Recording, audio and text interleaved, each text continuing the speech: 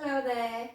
Right, today I'm going to do a lovely project. It's my daughter's birthday, so I thought instead of buying her a bunch of flowers, I would fill her a tub to go at her front door.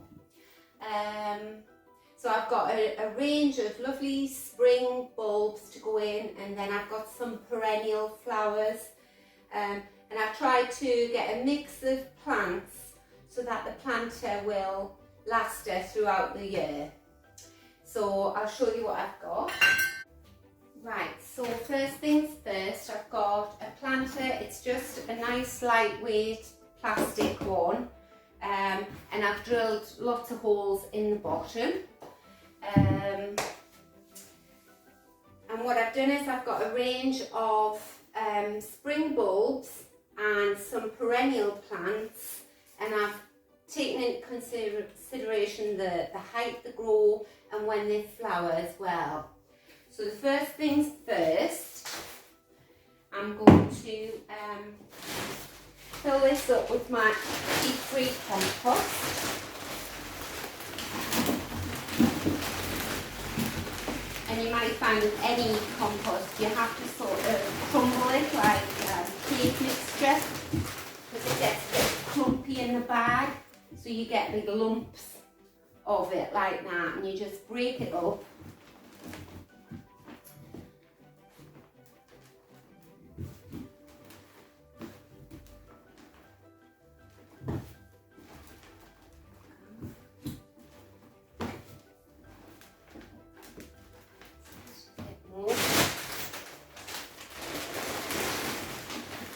And you might think when it comes to the end, I was just packing a lot in that tub, which I will be, but because I've got a nice depth to the container, I can do that because it means the plants can just get their roots down.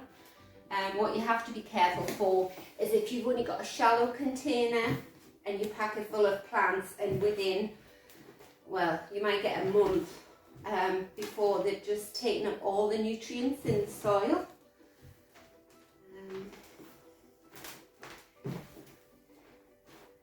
And the beautiful thing about this is when it's finished, or if any of the plants don't work particularly well, or well, for whatever reason, you don't just throw the plants away at the end of the summer. You dig them out and you put them in your garden, and they'll just take off in your garden, and then you fill it up again for, I don't know, autumn. You might have an autumn display or a winter display. Bit more. Surprising how much these containers take.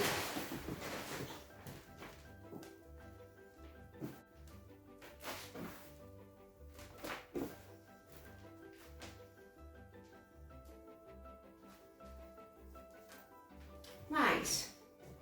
Yeah, I think that's good. Right, now the thing that I like to do is I like to display the plant. Oh, first of all, I'll tell you what I've got. So I've got some, these are just little tete-a-tete daffodils. And there's still quite a lot of buds to come out on them. Then I bought her a cowslip, which they're gorgeous. This is my favourite wallflower. It's bull's mauve.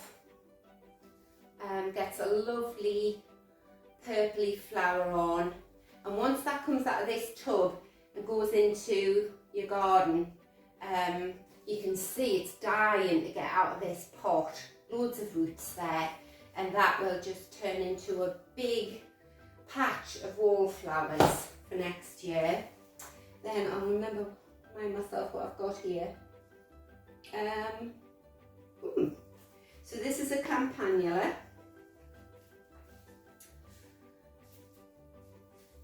That gets a nice purpley flower on it. I'll show you what that's like. This grows 20 centimetres high. Full sun or part shade. Well, I know her front door is full sun. and it flowers between June and September.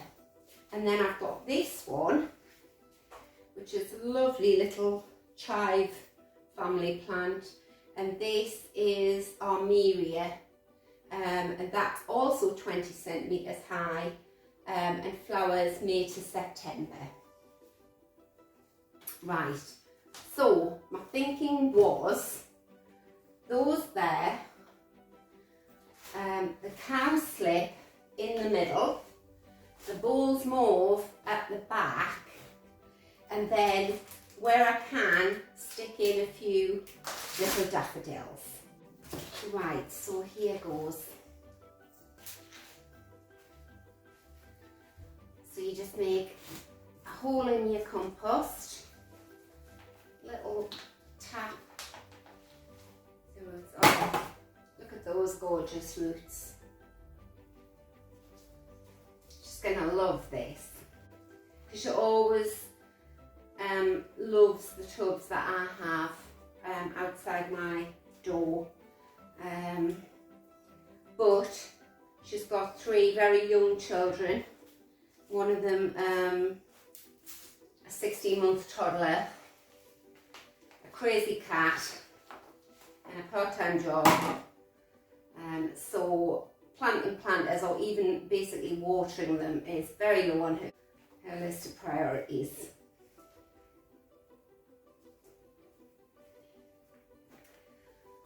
But I'm fine with that, because I do go up to her house to look after the children at least once a week, and all these plants I can give them a water once a week and they'll be fine. It's no good giving her a planter full of very high maintenance plants that need watering every day. Say petunias or something would just shrivel in the sun, because she just hasn't got the time. So actually I'm going to move that to the side a bit. Yeah, I'm going to put these more to the side.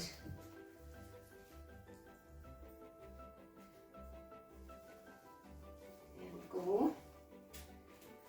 And then we'll put the cowslip in the front.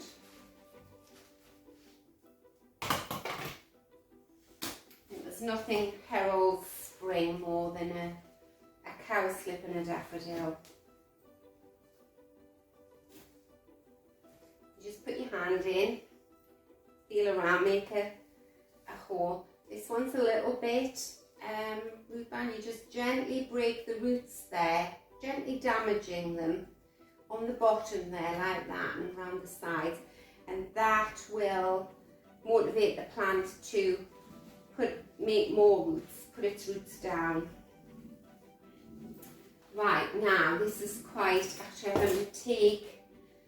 going to take some of this soil out, because this perennial is in quite a deep pot, so I'm not going to have enough room. I filled it full of compost.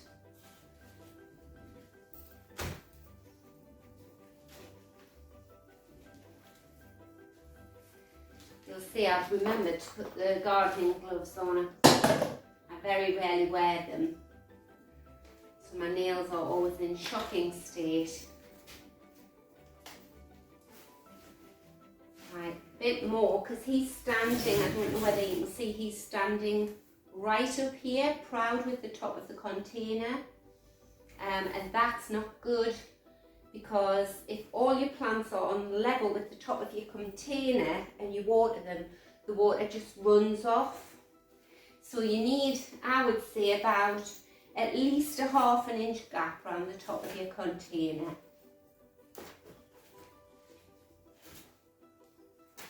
See how he fits in there. Oh, beautiful. Lovely. Right. Now, before I start filling it up with compost, that there, I want to put my little daffs in, and I've got 4 of these.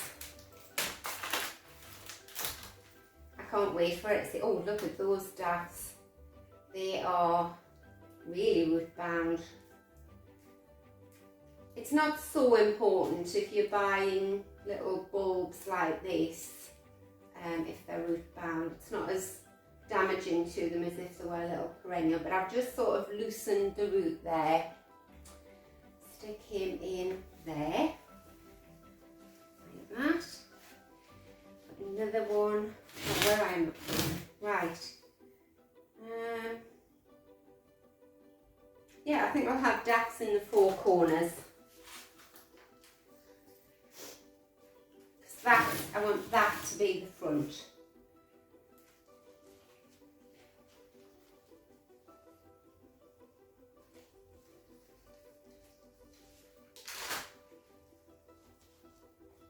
And it doesn't matter that your plant leaves are getting covered in bits of soil and everything, because when I'll not water it here because I've got to get this in the car and take it to her house, so I want it as light as possible. But once it's in situ outside her front door, see all these little buds are going to open up, then I'll give it a good water then. The other thing you have to watch out for when you're putting planters at your front door is most people have some kind of cover, like a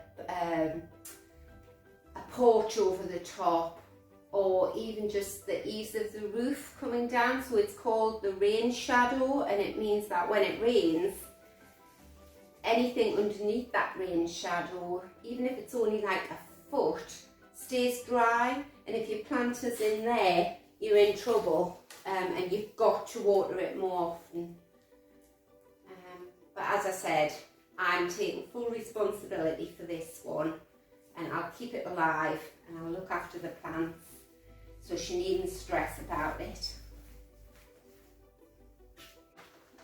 When she came to sell her last house, she said, oh, I think I'll get some tubs of flowers to put at the front door and make it look really bonny.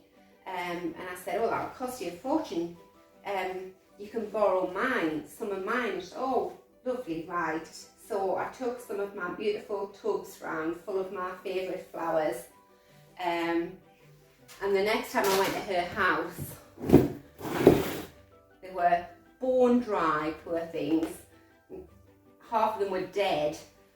And I rang her up and I said, have you been watering the plants? And she said, yes, I did. I watered them last week. And last week you're supposed to water them every day.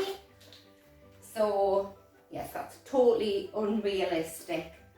And most of us have been there with a young family, so, like I say, way down on her list of priorities. Right. Oh, I'm loving this.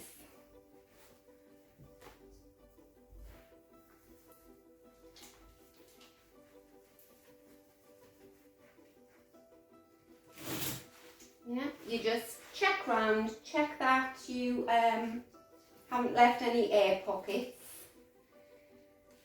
And the very last tip I'll give is, particularly with the peat-free compost, which is all you're going to be able to get soon, is that I find it, you'll fill it to the top like that, and as soon as you water it the first time, it really drops, the level drops. So what I'm going to do is I'm going to take along a plastic bag or a big pot with some extra compost. I'll water this all in, and then when it's settled, I'll fill it up again, leaving that gap around the top. So yes, what do you think? So that's it, one little planter all done. And what you have to remember about this is this Armeria, the Campanula, and particularly the Bowles Mauve is going to grow really tall. So you're going to get some structure at the back here. Everything's very small at the moment. So that's it. I hope you've enjoyed the video. I hope you're all well. And if you aren't feeling particularly grand today, then I hope this little video's cheered you up a bit, seeing some lovely spring flowers. So until next time, bye.